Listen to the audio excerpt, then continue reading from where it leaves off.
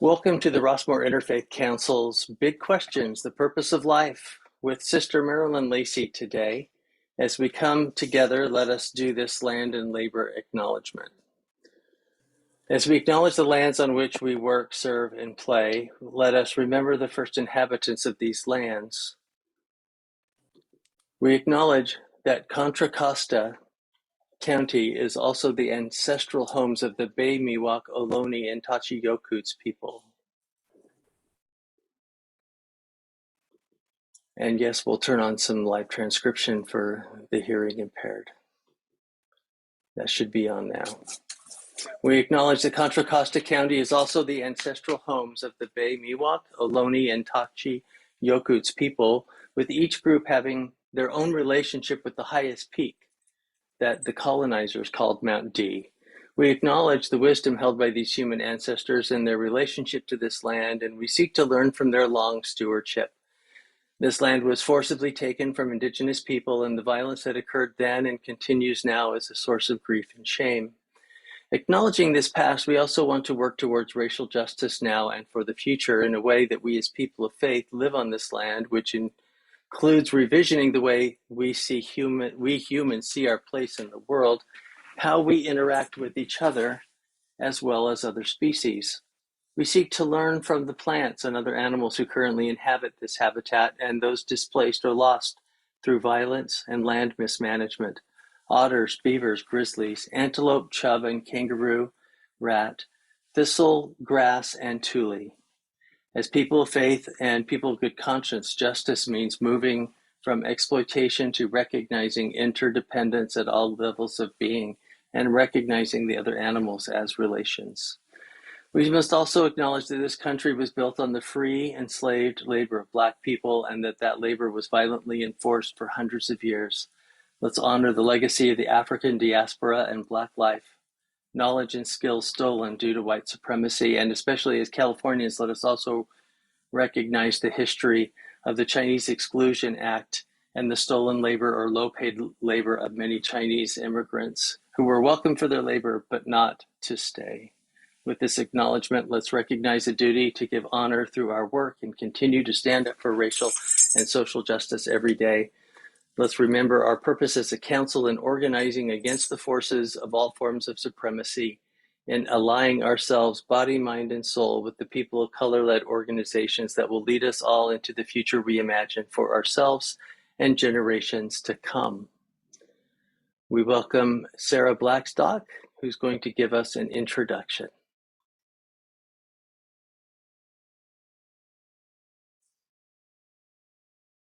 Please unmute yourself, Sarah. Wait just a few minutes on that, and you can show it. I'll let you know. Okay. Okay, thank you. Okay, hello, welcome. Good to see some people that have been with us for not only this year, but perhaps some of you, I think, have been tuning in for the last 5 years. This is the last big questions of this year. And I really look forward to hearing Sister Marylin Lacey representing Progressive Catholicism. Over this year, we have explored our big question: what is the purpose of life? For those of you who have attended the 9 sessions this year, we've had the opportunity to listen to 9 responses to the following religions, from the following religions: Ananda, Islam, Baha'i, Sufi, Buddhism, Methodist, Latter-day Saints, Judaism, and Sikh. If we gave out certificates for attendance and you attended all of the sessions, you would have earned about 15 hours in a crash course in comparative religion. I'm being silly, of course. But my point is that you have taken the opportunity to learn about the most essential aspect of living, in my opinion, and in my experience, religion and spirituality. Today, we end this year of exploration and learning with Sister Marylin Lacey representing Progressive Catholicism. But first, let us thank Susie Cole, who is the president of the Rossmore Interfaith Council, and Reverend Will McGarvey, who is our Zoom host and the executive director of the Contra Costa County Interfaith Council. Also, thanks to the other Big Questions Committee members, Ruth Ahern, Gloria Sunshine, and Channing Miller. And thank you to Channel 28, our Rossmore channel, for recording and producing DVDs of these sessions. We actually have an archive covering maybe 3 to 4 years of our big questions. And last but not least, and he said for me not to say anything about him, and of course I'm going to, I must say a thank you to my wonderful husband, Bob Blackstock, who was a lawyer and therefore a wordsmither. So he has been my chief editor all the way through. And he probably would be shocked if he knew that I was talking about him. He's an introvert. So our committee is going to be considering the next big question for 2022. And we welcome your input on if you have some big questions that you'd like us to consider.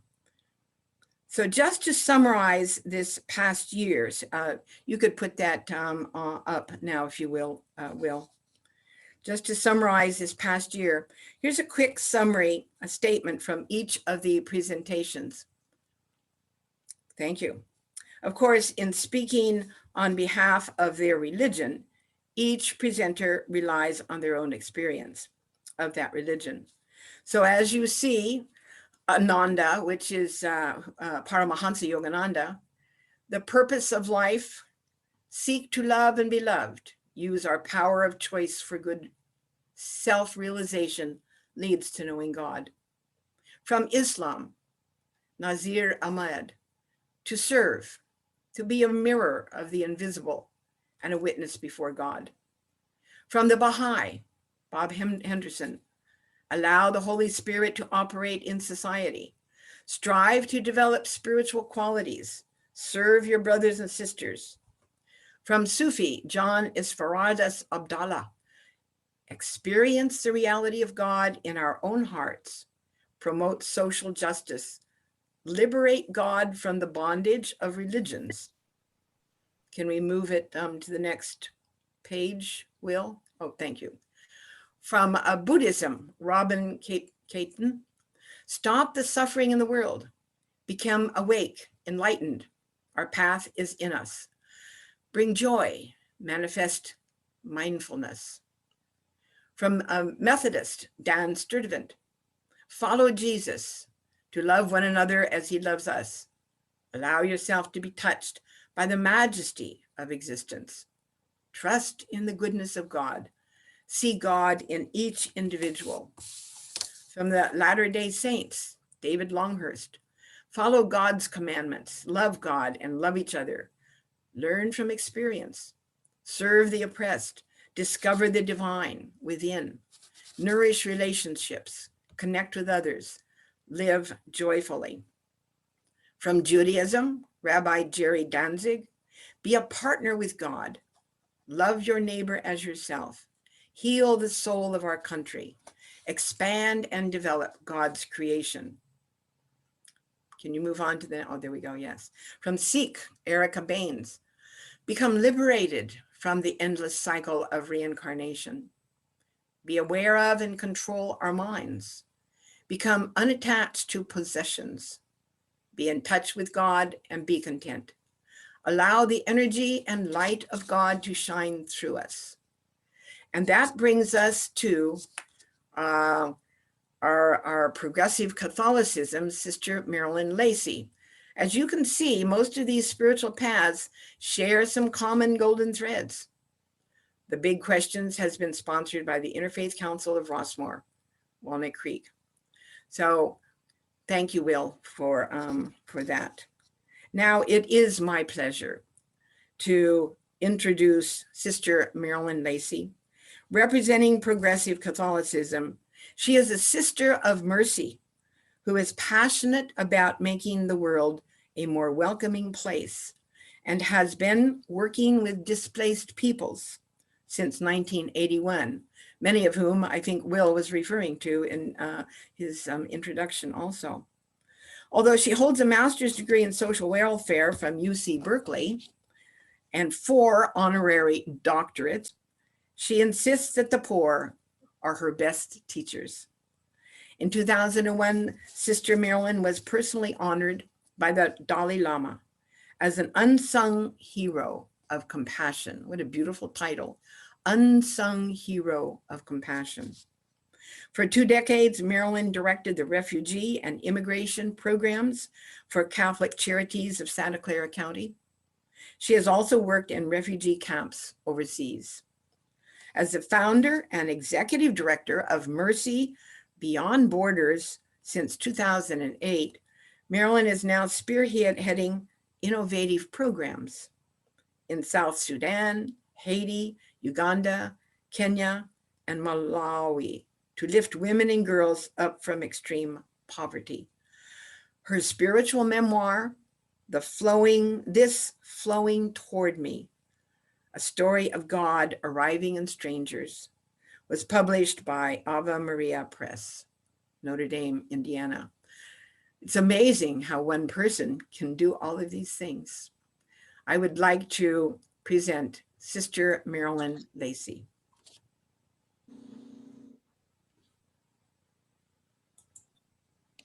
Thank you so much, Sarah, for the kind introduction. And I really hope that everybody who's joined us today that you will share your wisdom with me during this discussion afterward, because believe me, although I am an elder myself, it's rather frightening to be speaking to dozens of my elders who have a lot more wisdom and probably a lot more insight than myself. Actually, you've probably heard the comment from, I think it was Tim Conway decades ago, who said, quote, "Lately I've been thinking an awful lot about the hereafter. In fact, every time I walk into a room, I have to stop and ask myself, now, what did I come in here after?" And I'm already at that stage myself, so I hope I can stick to my points for this conversation today.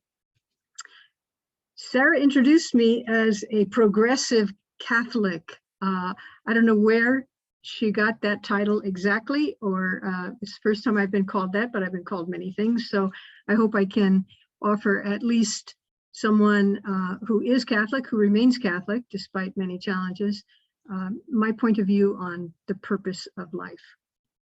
I've had the great privilege of working with many, many cultures from around the world, both here in the Bay Area and in their home countries.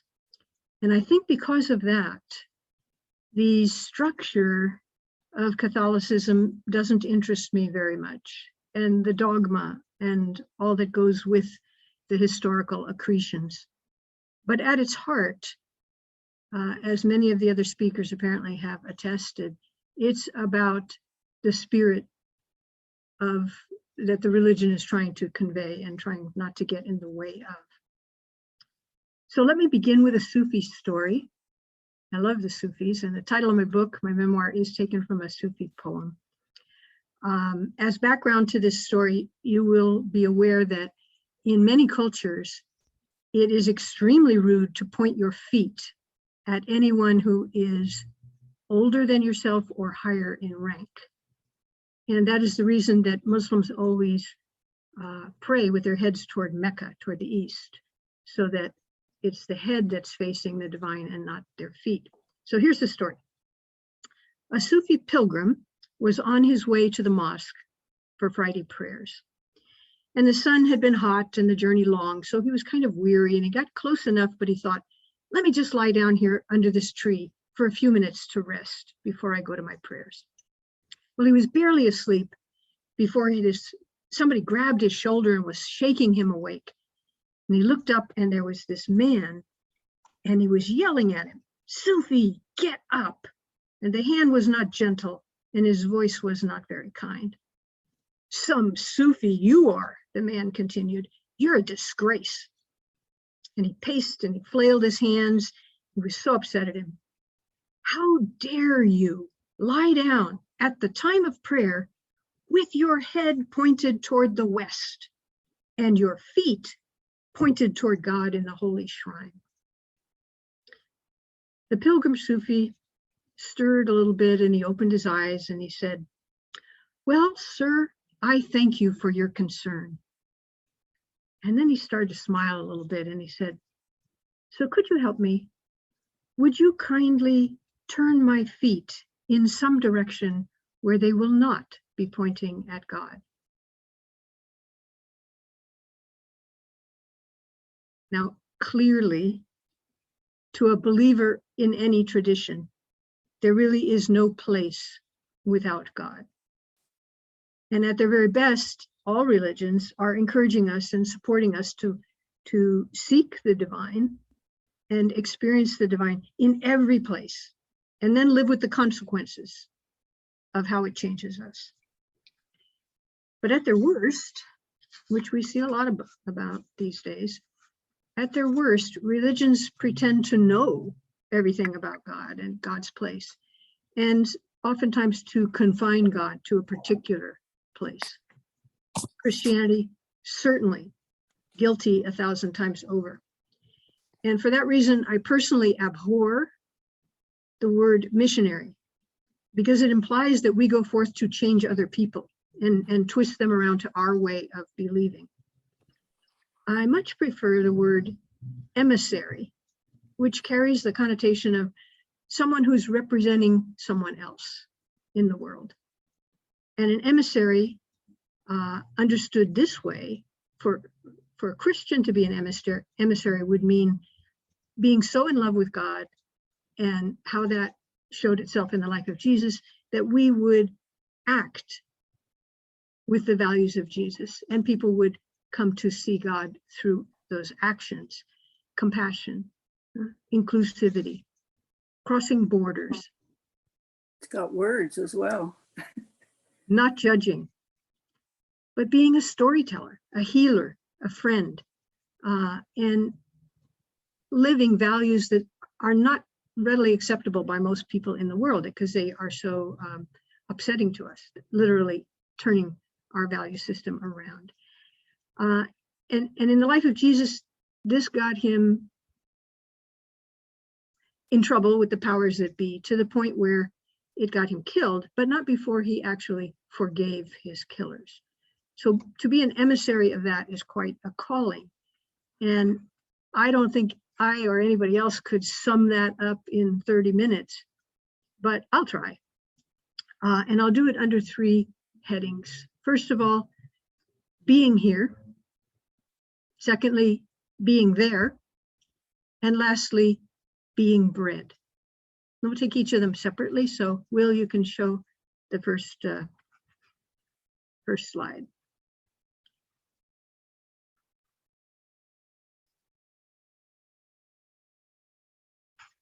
Okay, change my view here so I can see what's put up. Okay, good. So what do I mean by being here, being the first element of what it means to be a Christian? I think St. Columba, way back in the 6th century, Irish or Scottish monk, said it best. He was a pilgrim traveling all around the islands there. And somewhere in one of his journals or something, he wrote the comment, a prayer really, "May I arrive at every place I enter." That really stopped me when I read it in a book by Belden Lane, who, by the way, is a marvelous, readable theologian. In his book, Backpacking with the Saints, he quotes it. What I take this to mean is we're all out and about, even during COVID. You know, we're here, we're there, we're everywhere. We're entering into conversations, we're entering into Zoom meetings, we're entering into whatever. But do we really arrive? Are we present? Or are we thinking about the next gig or taking notes on what you have to do tonight when you get home or whatever? But the challenge of being present is an extraordinary hurdle for me.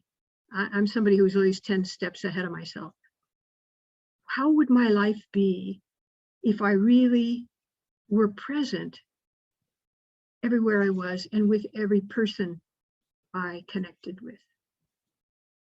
And I think this is the purpose of prayer, of meditation. The Eastern religions have done this much better than the Western religions, to sink into the present moment and to find there the God who loves us without condition, without condition. To be attentive to that and to begin to believe it, that each of us is beloved in the eyes of God, completely changes everything. It might take you a lifetime to get to that belief that you really are beloved, or it might come to you in a flash, or an extraordinary experience such as Jesus had at the Jordan River. Because once we are lovingly beheld, then we in turn can lovingly behold, which is the second phase, being there. But let's talk a little bit more about what it means to be here. I was reading a very unusual book about a woman who lived with nomads in Western Africa, actually in Mali. She lived with them for almost a year and traveled with them. And she said they were pretty self-sufficient. They were cattle herders, and they would go in search of grassland. And now and then they would stop at a town to get supplies. And of course, the townspeople would say, "Oh, where are you from? Where are you coming from?" And the only way they would answer is by saying, "We are here now." Not where they came from, not the struggles and difficulties they had on the journey. No, just none of that matters. What matters is that we are here now. We are here. We are with you. We are present. Again, that challenge to be in the moment, which even John Muir, famous John Muir, who walked the Sierra Nevadas and so famous for his love of nature, he writes that the origin of the word saunter, S-A-U-N-T-E-R, is from the Middle Ages, when many Christians went on pilgrimage to the Holy Land. And when they would pass through different towns and villages, people would say, "Where are you headed?" And they would say in French, "À la Santerre," to the Holy Land. So they became known as saunterers, we would say, because the land on which, the ground on which you are standing right now is Santerre. And so John Muir says we should never hike through the mountains. We should saunter. We should relish every step. We should learn to be present and find the divine in that. I am not at that point yet, and I don't know where I'll ever get to that point, but it is my very real conviction that I am beloved of God. And that is so freeing that it enables me to let go of other things and, go and work in refugee camps and other places. God's tenderness toward me helps me be tender toward others and toward the challenges in the world. It is not common, however, that people sit and meditate and come to experience that they are beloved of God. And absent that, we become very fractious, jealous, hateful, and we see it in the news every day. And I see it in South Sudan where I work. The women and girls there are amazingly resilient, but the men are taught from the time of their birth to be vengeful. They're actually taught. There's a lot of inter-ethnic killings and cattle rustling and all manner of things. And so if you are born a boy child in South Sudan, as soon as you're old enough to understand, your relatives will say, "Do you know why we named you Deng? Because that's the name of your uncle who was killed by such and such a tribe. And your mission in life is to avenge his death by killing someone in his family." So if that's our starting point as a world, we have a long way to go. We need to start by being here. And I will tell you something that happened to me after the day I spent with the Dalai Lama. It was a very precious day, and I could talk an hour or two about what I learned from the Dalai Lama, but I actually learned something even more amazing, I think, from a person I met the next day.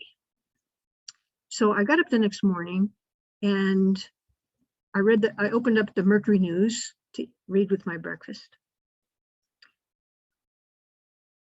And there on the front page, in color, was a photo of the Dalai Lama embracing me.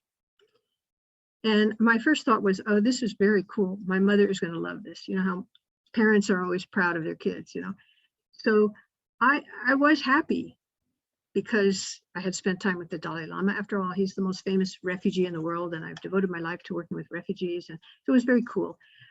So I was thinking about that as I drove to work, down to my job at Catholic Charities. And I stopped to get gas. And I was thinking about the Dalai Lama the whole time. So I finished, I get back in my car, and I start to drive out. And I heard the most horrible sound that you never want to hear when you are leaving a gas station. Perhaps you can guess. It's a metallic screeching sound, like that. And I looked in the mirror and I could see, to my horror, that I had forgotten to take the gas out of the hose out of my car. And so it was now swinging wildly, and gas was spewing around, making puddles until it shut itself off automatically. Well, I was horrified. And it was certainly a case that I was not here now. I was dreaming or daydreaming about the Dalai Lama and paying no attention really to what I was doing. So I jumped out of my car and I'm reaching in to get my purse because I figure I have to get my insurance card or whatever, help clean up the mess. And as I did so, I saw this little man running out from the booth, and he was running toward me, and he was waving his hands like this, just waving his hands. And he didn't look happy. He was running toward me, and he got close to me, and all of a sudden he stopped and he put his hands together as in prayer, and he bowed down from the waist, and he said to me, "Oh, it's you." Well, at first I didn't get it. And then he said, you're the one in that photo. And I realized he must have been reading the Mercury News. Turns out this guy was Tibetan. How lucky is that? And he recognized me from the photo because I was wearing the same jacket I had been wearing the day before.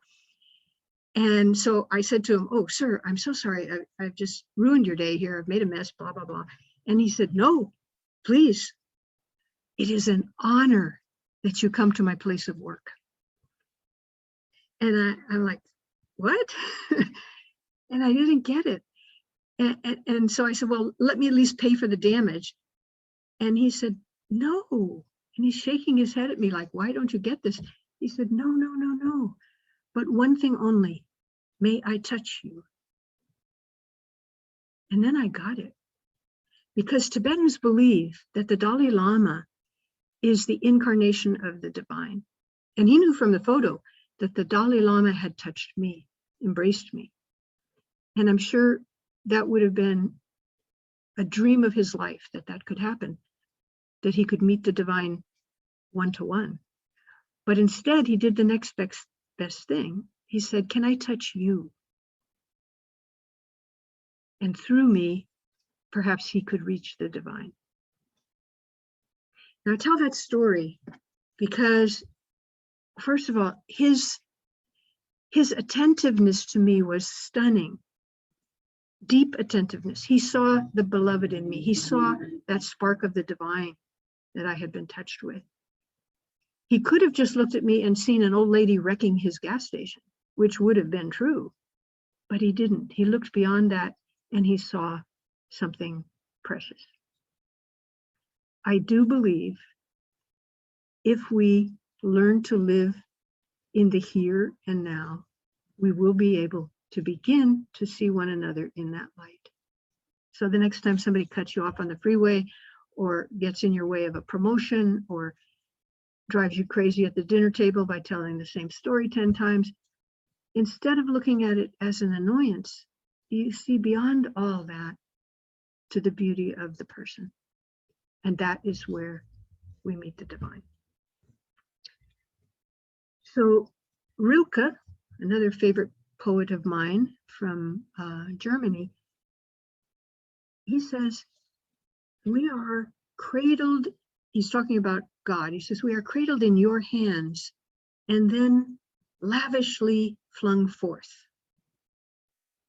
And that is my experience, that cradled in God's presence, we feel ourselves to be beloved, and then we don't get to snuggle up in a cocoon and just enjoy that. We can't nest in God's love. We are lavishly flung forth. I love that expression by Rilke. Lavishly flung forth. So for me, being a Christian is not a cocoon. It's not a safe place where I can retreat. And it's certainly not a place of dogma and answers. It's a catapult. It pushes me, it flings me, as Rilke says, beyond my comfort zone to where I have to cross borders. I have to welcome strangers. That's what following Jesus is all about. Why? Because once you go deep enough in that first phase we just talked about, being here, truly here, being beloved, you recognize you're not the only one. You're not special. This is everyone's reality. We are all beloved of God. We are all connected. And faith aside, we're learning this from quantum physics today. I'm not a genius in any of this, but I do know that they have verified the idea of, the fact of entanglement. That's the physics word for it. That if you were able to somehow nudge or bump an atom here in California, another atom, maybe in China or Australia, would feel bumped at the same time, because atoms are entangled. And what are we made of? What is all creation made of? Atoms. So everything is quivering with the interactions that we have, whether we know it or not. We all belong to one another. And therefore, compassion and inclusion are like the two highest values in my life. And hence the name I gave my nonprofit, Mercy Beyond Borders. We have to learn to be compassionate outside of our comfort zone toward people who are different from us, right?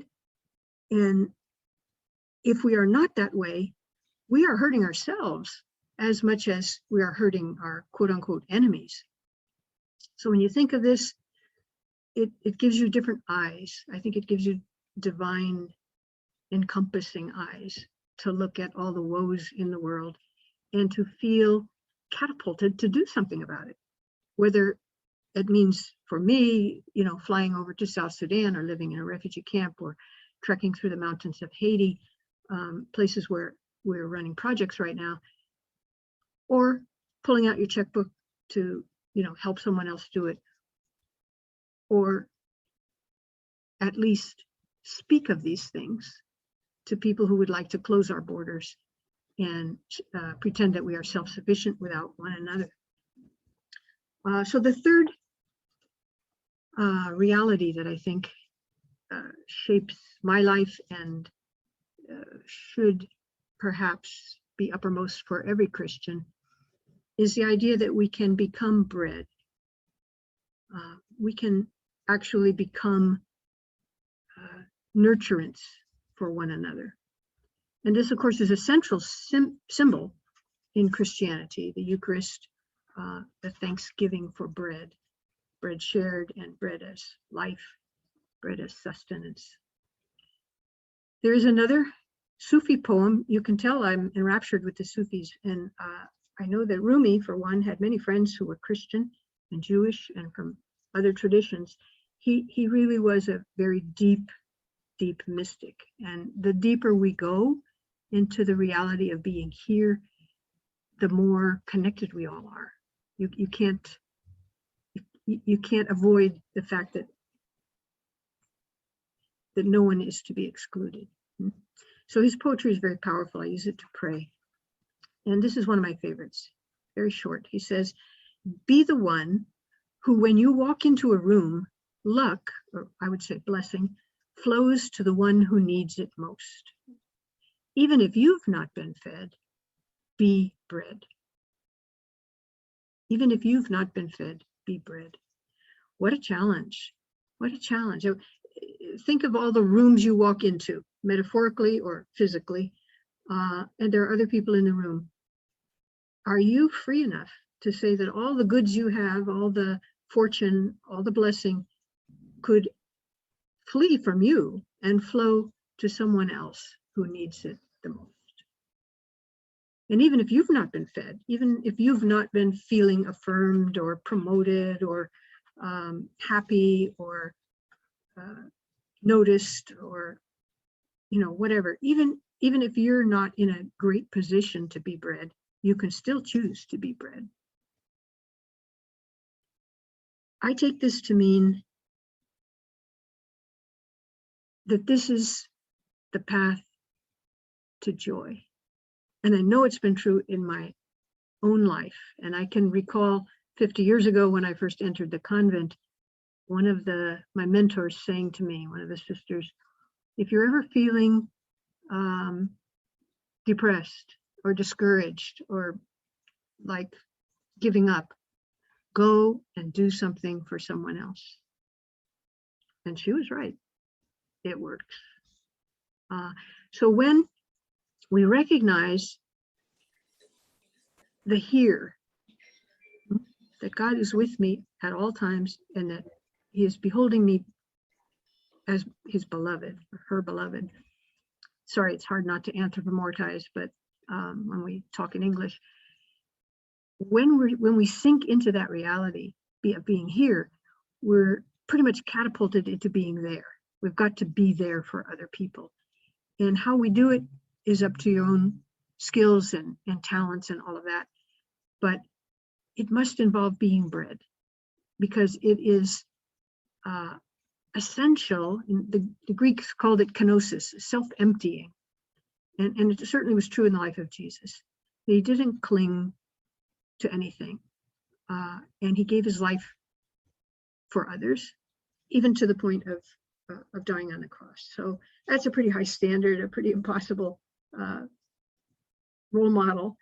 And yet, if you are a Christian, you believe that that same spirit lives in you. And so the more we empty ourselves, not for the sake of emptying, not for the sake of cleaning out our closets and throwing it in the garbage can. I mean, emptying in the sense of sharing the resources, whatever you have, with others. And dropping this idea of being self-sufficient and recognizing we are in this massive solidarity with all of creation, the whole universe, or the multiverse, as Facebook would say. And that energizes us, right? Because right now we're not on a level playing field. No matter what we suffer here in the US, we have safety nets, we have ways of protecting ourselves from a lot of the suffering and want that is common in 90% of the world. So when you see there is no us and them, it's all we, then it becomes really obvious and stupid to have these tribal enmities, right? And by tribal, I don't mean just Africa. I mean Congress. I mean family divisions. I mean religions pitted against one another. There are all kinds of tribes. And therefore this necessity of moving beyond borders is like what's going to heal the world. And for me, it has meant the welcoming of strangers. Because God is the ultimate stranger. So if you have any desire to meet God, I think that's how you're going to do it. It certainly has been true in my own life, and it's why I wrote the memoir, This Flowing Toward Me. It's God's benevolent, loving gaze flowing toward me. But the subtitle is Meeting God and Strangers. And that's been my real experience, and the book is just stories of certainly how no one religion or no one person could ever understand the divine. But the more cultural insights you have and perspectives, the more chance you have really of leading a joyful, fulfilled life. And of course, that's what we all want. So let me end where we began, with the Sufi pilgrim asking the question, could you please turn my feet so they're not pointing toward God? Because it's impossible. Everything can be a sign and a symbol and a crack through which we can enter into a new way of looking at the world. So I've suggested 2 questions for our discussion. You can put up the next slide, Will.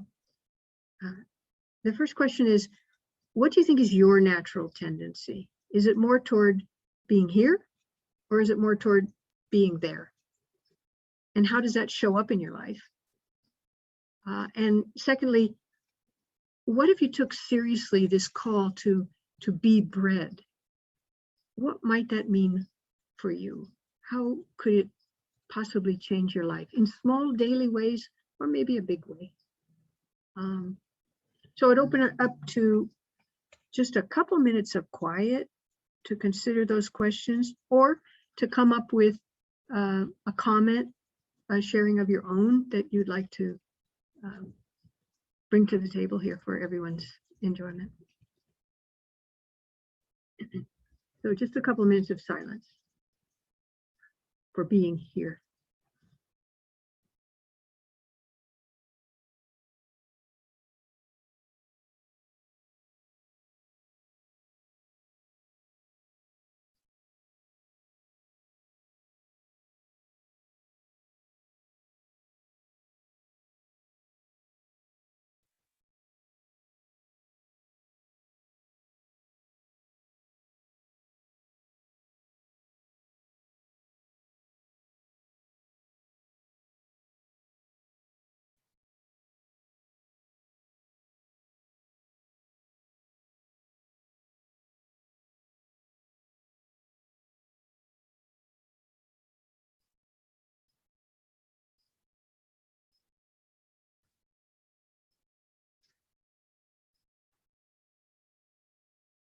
Okay, my last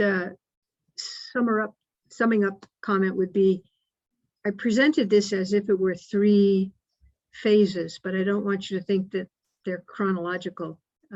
Being here, being there, being bread, it's all together. And we're constantly learning and experiencing how to be that way. Okay, any? I'll just invite comments? folks to use the reaction button on the bottom right, and there's a little raise hand function there. And because we have so many people in our meeting today, we have 50 folks, that will make it easier for us to call on you. Use the raise hand and reactions in the bottom right. I'll begin. Is that what you mean by the raised hand? Is the thumbs up, I guess?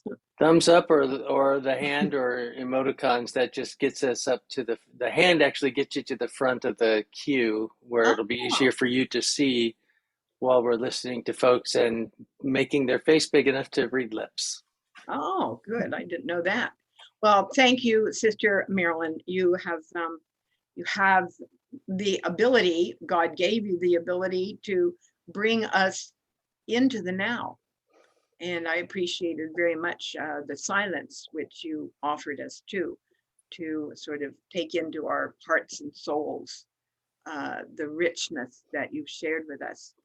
So this is the time for all of us to share our experiences, to answer the questions that Sister Marilyn has put.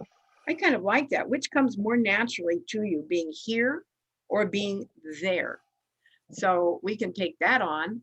And if anybody has something to share, please let us know. I mean, by the hand. Brother Nazir has his hand raised. Oh, yes, go ahead.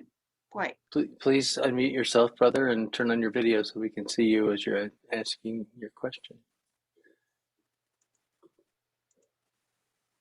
Thank you. Thank you so much for this beautiful, beautiful presentation. It, can you hear me? Yep. Yeah. Can you see me? Yes. Okay. Touch my heart at multiple levels. The meaning of presence.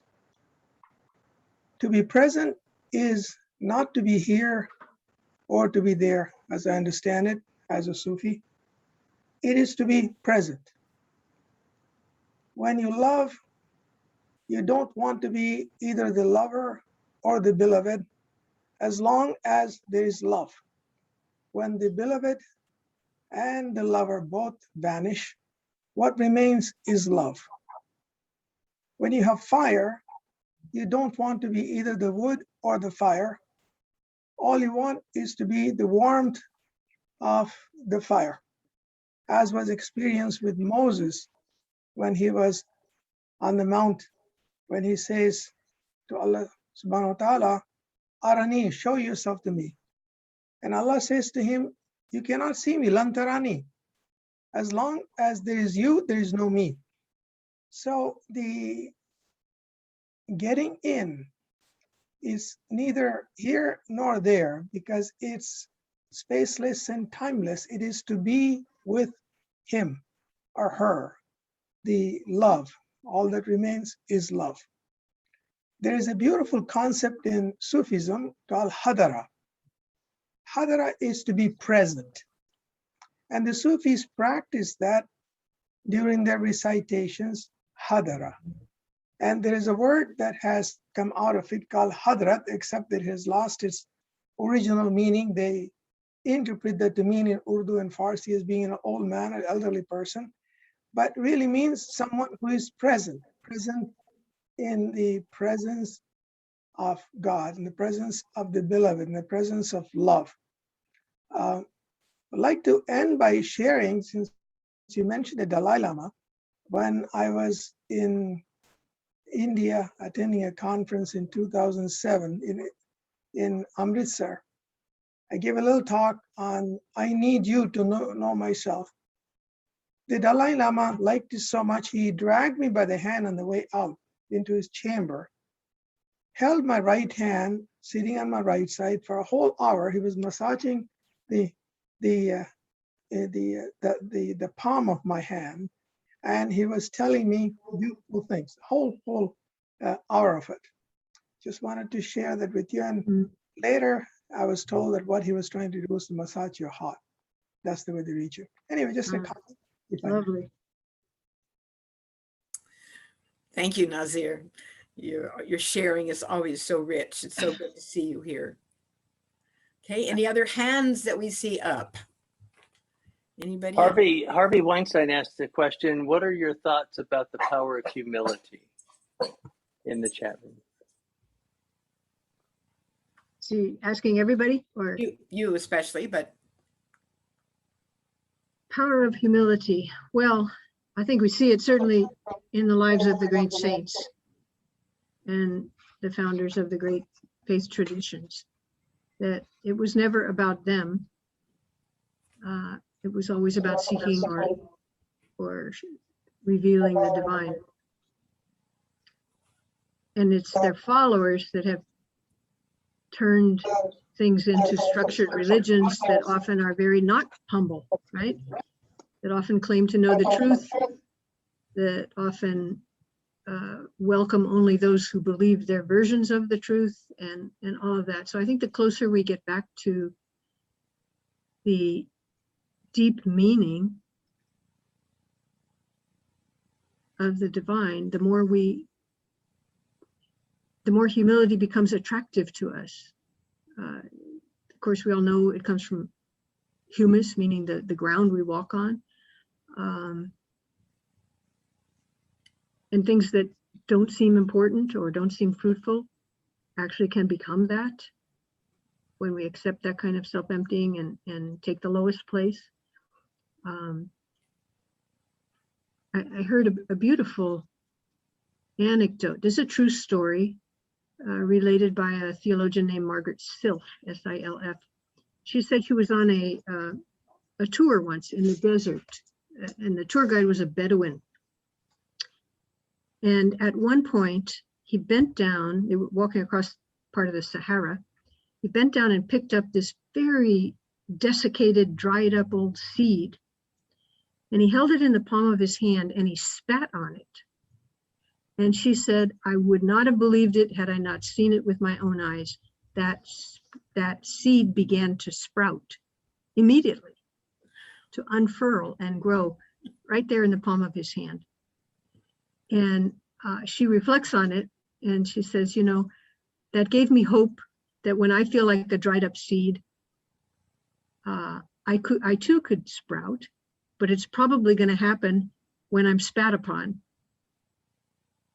So to your question of humility, when I think we accept the difficult parts of life, when we're ignored or rebuked or whatever, and we don't try to fight for ourselves, but we accept it, something new grows in us. Mhm. So if you're ever feeling spat upon by circumstance, maybe it's a blessing. What a great story. Oh my goodness. Yes, Channing. Unmute, Channing. Channing, unmute yourself. Oh, there we go. Thank you. Thank you so much, Sister Marilyn. That was extremely enlightening, very uplifting. And as I think of myself in my life, I think of myself being here, being there, and being bred. What my goal is to be present in all three of those. Not to have to be in the there and deal with a lot of the frailties of humanity without retreating to just being in my presence of God, but carrying that presence of God back into the world, and then also being able to have the humility to be the bread for the others. So my goal is to seamlessly, go between all of those three. But right now I tend to go from one to the other. And I don't go in any order, but I definitely will retreat, into solitude to regain my presence with God. I'm seeing the masks on the wall behind you. Yes, they're from Northern Africa. I can tell. Wonderful. So you've had those experiences. Yeah. Thank you for that. If I may speak to the question of humility, I worked with children for 50 years, and one thing that children do for you is they keep you humble in many, many ways. They're so honest, they're so real, they are so much in the now, in the present. At least I worked with children up through about the age of 11 or 12. I don't know what happens after that. I don't understand them at all. But the younger ones, they're so pure and real, and I just loved working with them for all of those years. So that's part of humility, is to see what it's like to be a child. In fact, I think Jesus said, unless you become as a little child, you cannot enter the kingdom of heaven. He wasn't talking about being childish, of course. Yeah. And yet, isn't it true of most of us that we gravitate toward upward mobility, not downward mobility? We like it when we're famous and we love it when we have good fortune, and it's really countercultural, particularly for us Americans, to go to the margins of society, to be with people who don't matter much because they're not producers or consumers. And not to go there in a missionary way where we're trying to save them, but to erase the margins, to stand together as one, where we share our resources. And I think, I don't know, most of us are not easily catapulted in that direction. But I think that's where God's Spirit is always moving. It's very costly. No cheap grace, according to Bonhoeffer. And many times our churches want to be cocoons. Well, churches should gather us for the purpose of strengthening us and forming a community that then can go back out to the margins, right? Not just enjoy a cozy existence with one another. At least that's my understanding of Christianity. Susan Dunn has their hand up. Go ahead and unmute yourself. Yes, I liked the concept of the here, there, and the bread. And I thought the Sufi thing, when you talked about love, brought it all together, because bread blessed and broken is how we are here and there and present, with Jesus all in one. Exactly. Thank you. Go ahead, Harvey. Go ahead. Unmute. One of the reasons I asked about the power of humility is because I think you represent the power of humility. Any of us who've worked in refugee camps or overseas know that there tends very often to be a lack of humility in those who, quote, do humanitarian interventions. Yes. And an inability to actually be present for those who they are, or we are supposedly there to help in some way or assist. And I think it's so important for anybody who is working with the disadvantaged, whether it's internationally or locally, is to recognize how powerful humility can be, and a sense that we are all God's creatures and we are there to listen. Yeah. And I have always admired you, and I think that you represent that. And I thank you for it. Well, thank you, Harvey. I don't represent it. I wish to, but I don't. And I tell you, in my book, I've got probably 100 stories of times I've failed at doing that. I'm thinking right now of one of the lost boys of Sudan that I resettled in San Jose. And of course, when they arrived, they're most of them were Dinka, so they were 6 feet tall, 6.5 feet tall, really, and emaciated. So that made them look even taller. And I was tasked with, welcoming them, giving them transitional housing, and then finding them employment. Not me personally, but my team. And this was not easy, somebody who's 6'8" and, weighs 110 pounds, who's going to hire him? So one of the things that I strongly encouraged them to do was eat more than once a day. In the refugee camps where they had lived in East Africa for 12 years, most of them, they only ate once at night. And that was because, as one of them explained to me, you can distract yourself during the day from your hunger, but at night you cannot, and you cannot sleep. So they would have their grain, their porridge at night. So here I was one afternoon in San Jose driving this fellow, Anyuan was his name, to a job interview. And he just looked so weak. And, so I just out of the blue asked him this question. I'm driving along and I said, so Anyuan, have you eaten today? It was about 4 o'clock. He said, no, not yet. And I got so exasperated with him, me, the American, I know what's best for you. I said, I have asked you, please, you should eat breakfast. And he said, well, I wanted to, but my roommates were not fast enough. I said, Anyuan, what does this have to do with your roommates? They were living 4 to an apartment. And he said, well, I had to come to class, he said, but they weren't up yet. So they, I couldn't eat. I said, well, this has nothing to do with your roommates. Why couldn't you eat? And he almost wrenched the seatbelt out because he turned me so insistently, turned toward me, and he said, well, sister, I could never eat alone. And I'm like, yeah. You're right. Of course, eating is being bread for one another. Eating is sharing what little you have. Eating is the precious time of day. You would never do that alone. And I just shook and I said, welcome to fast food America. Where even children and parents don't eat together, and these kids don't have parents. All they had was one another, But time after time after time, I learned so much from these people that I supposedly was helping.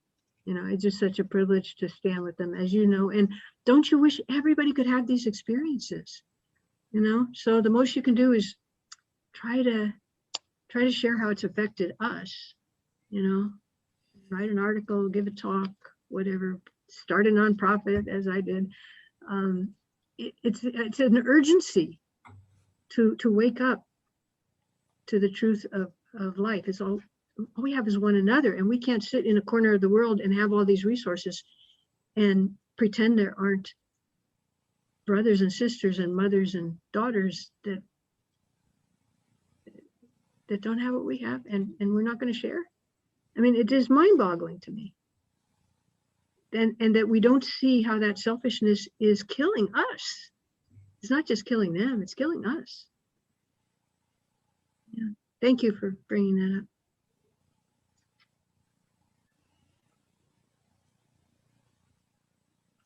Sister Marilyn, don't you think that part of why we don't go across the borders, even in our own neighborhoods, has to do with fear? I know Absolutely. I know it does for me.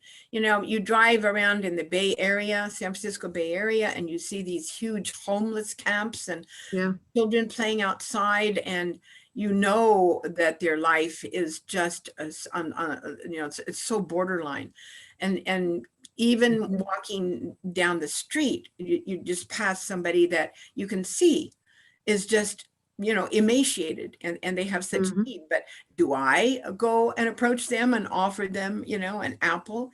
No, because I'm afraid.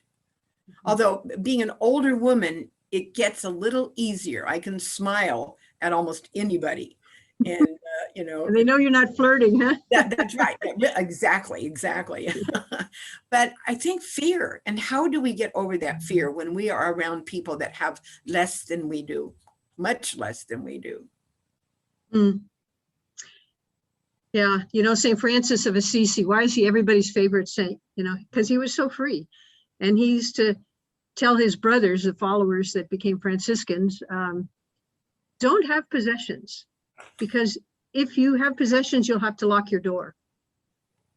And goodness, we not only have possessions and lock our doors, we live in gated communities. We are fearful of anyone who is different from us. And I think that it's part of the American individualism, that we just are self-sufficient, and then we look askance at anybody who is not already in our close circle.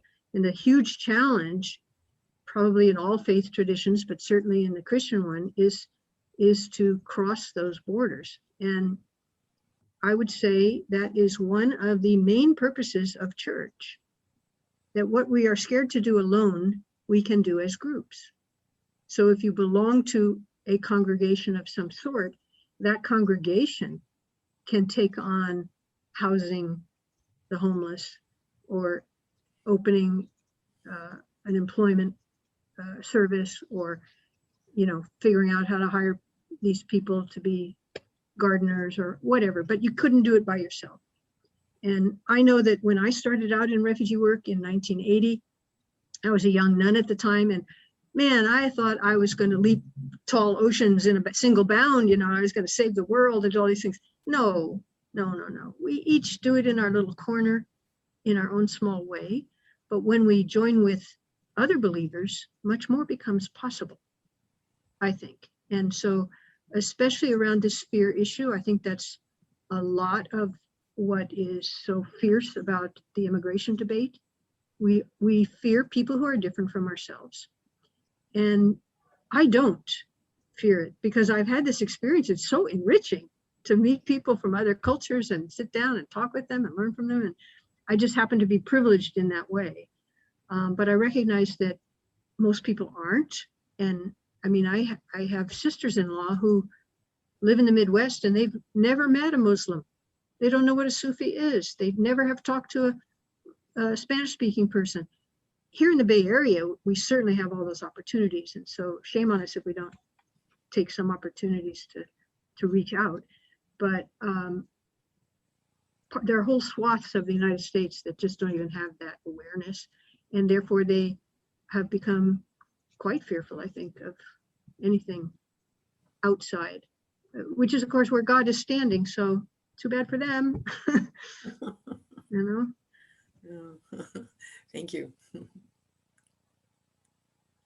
So if we have if there are no more questions, maybe I could put up my little thing on Mercy Beyond Borders, unless. Well, there's let's more just see, discussion. because there's a lot of people here, and We have sometimes, a couple of questions, Sarah, both from Ahmad and Dan. okay, I can't see all of the hands. So, Great. Dan, go ahead. Sister Marilyn, very, very nice to make your acquaintance. I'm sorry I was late, but as soon as I came in, I mean, what you were saying was just music to my ears, and especially talking about being bread. And I've been thinking a lot about this recently. And the way that I think about it is I had not thought of it as being bread, but the way that I'm trying to live is to be a blessing to others. And even more specifically than that, I'm trying to live so as to give other people reason to believe that the world is just, even if it's not, you know. The other comment, oh gosh, there's so many things I wanted to comment on. You were talking about the helpfulness of a church community, and church communities can be, or any kind of religious community can be helpful. They can also be, really insular, and they can become little tribes. And I was thinking of somebody who was describing, I'm a United Methodist. He was describing basically most United Methodist churches are like football huddles. As you approach them, all you see is people's backside. And what we have to do is stand up and turn outward. And I definitely think that. That's a powerful metaphor. Wow. Yes. It also has the advantage of being true. Anyway, just thank you so much. So Dan, who are you? Are you a minister or? I am. I'm a I'm the United Methodist pastor at the Tice Valley United Methodist Church here in Rossmore. Rossmore, wonderful. Well, Yeah. be that presence. I love it. Some saint said this, and it's always stuck in my mind when I begin to get critical. The quote was, "Let only thoughts which bless take root in my heart." Yeah. Yep. How different our worlds would be, huh? Yeah, no kidding. Yeah, but you're right. The tremendous potential of churches for being outward, welcoming, blessing, learning, integrating is really compromised in our world today. Yep. And I'm ashamed of the Catholic Church, except for our Pope. Francis is a good man. Yeah. I am really ashamed at what we Yes. have devolved into. Well, and it's not just the Roman Catholic Church. It's No, most. it's and the gospel of prosperity. Yes. What blasphemy that is. It is. Utter It is. blasphemy. It's So- offensive. It really is. It really, really is. It's really scary. So to have co-opted the gospel in the name of a political position or something is not only strange, it is dangerous, very dangerous. People seem to be swallowing it. Sister Marilyn, thank you so much. I need to go on mute because my grandson just arrived and there's about to be noise. So That's wonderful. Let the little children come. All right, yes. thanks. There was somebody else who had their hand up that I didn't see. Would you please? Oh, Sunshine. And Nazir, and then Gloria. Oh, Nazir. Go ahead, please, Nazir, and then Sunshine.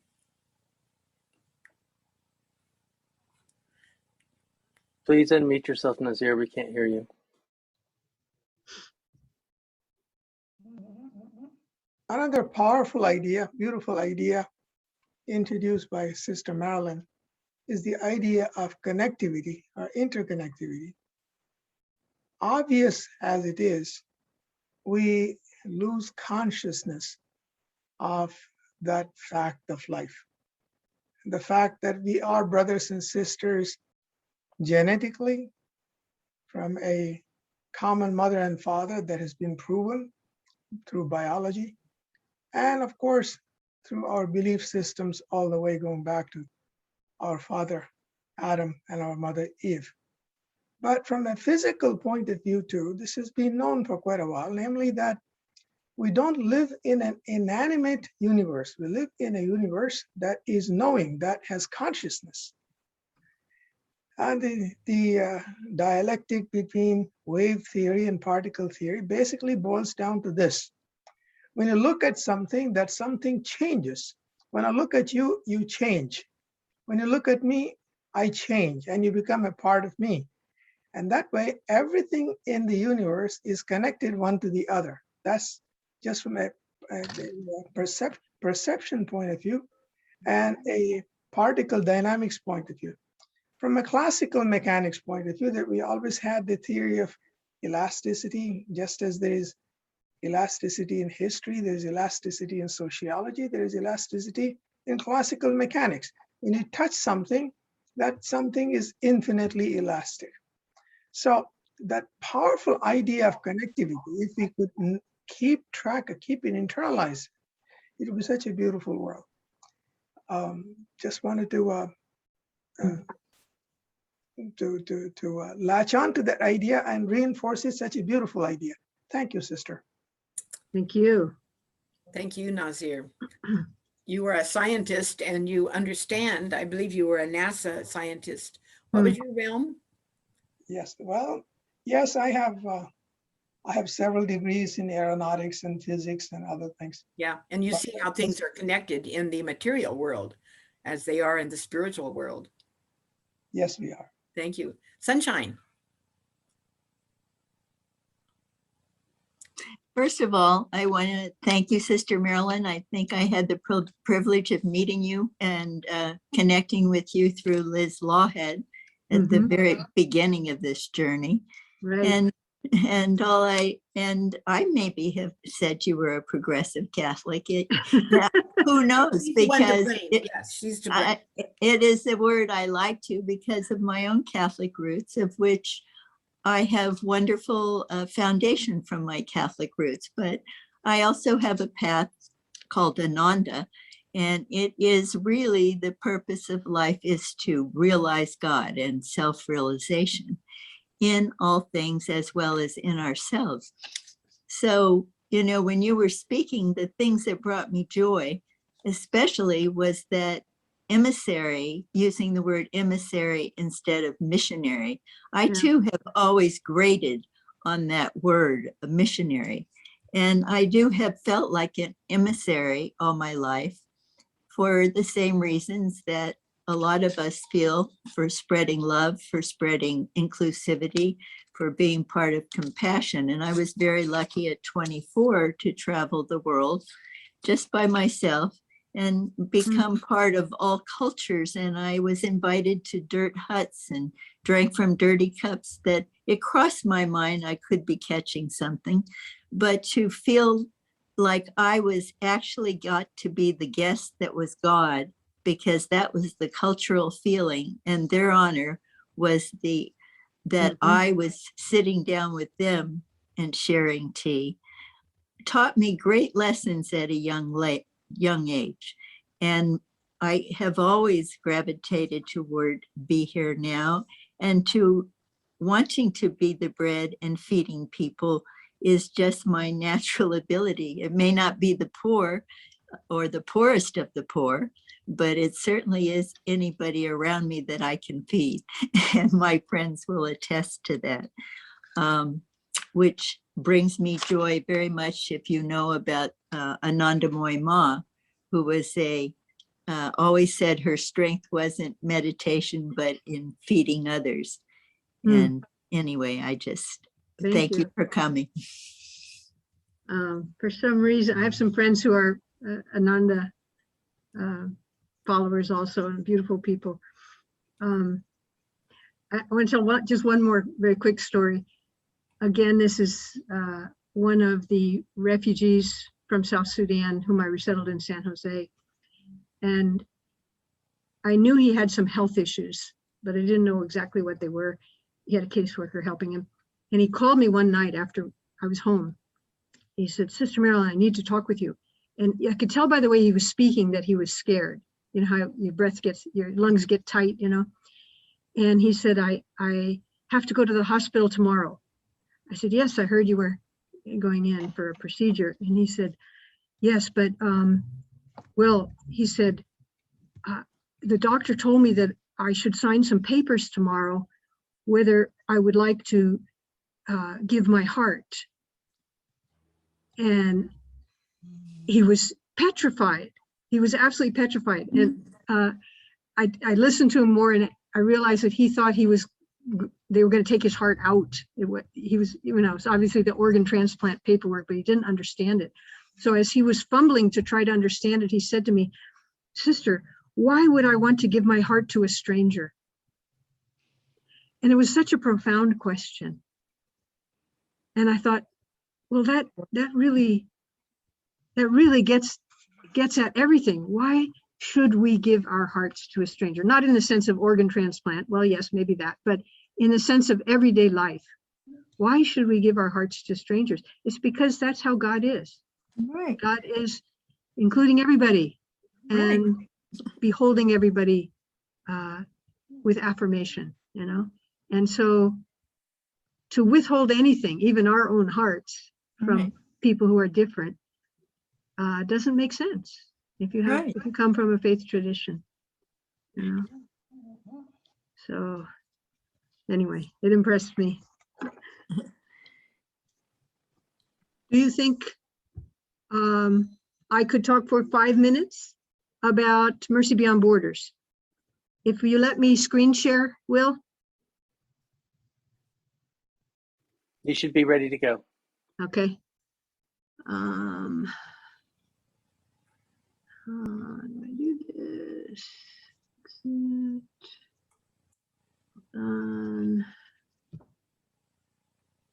I just have to find the file.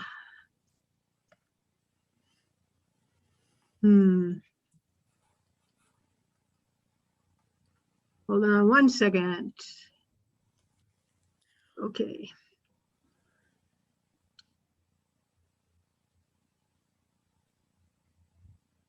All right, are we seeing anything yet?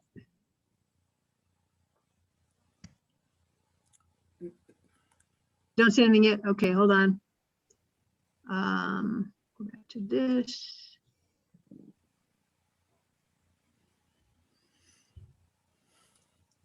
Huh. All right, 2 more seconds, and if I can't find it, I can't find it.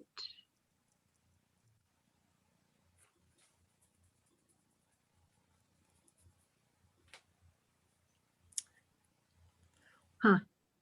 While you're looking, I would just like to acknowledge the work that Will McGarvey does. Yes. And his team. Talk about somebody that uses spirituality and his church and his interfaith, the Interfaith Council to help people who are homeless, who are hungry. I don't know how many different arenas you work in, Will. I don't think I've even been able to count them, but I just want to acknowledge that you know, your incredible energy towards helping others. Thank you so much. I'm inspired. I am so inspired. All right, can you see it now? Great, yeah. Now we can, yes, Thank you, Will. So about 12 years ago, I started an organization called Mercy Beyond Borders. And if you put it into play mode, we'll be able to see the text a little larger for our older eyes. That will be good for us. Perfect, thanks.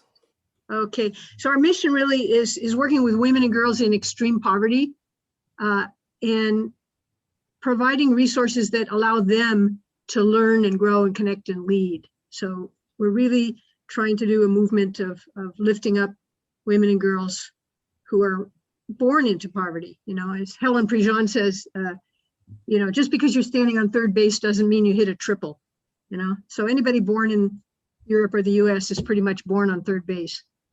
So for those who haven't even reached first base, we want to be there with them. And currently working in 5 countries. You can see them listed there. They're Sudan, South Sudan and Haiti are 2 of the most miserable places I've ever been. So we have our work cut out for us. And I'm very energized by what we do. We work in villages and refugee camps, and we work with girls like this.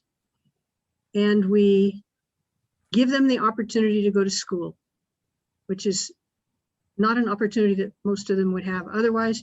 We follow them all the way through university. This is one of our graduates from nursing school, and she is now working in the village where she grew up. So those are her relatives standing behind her.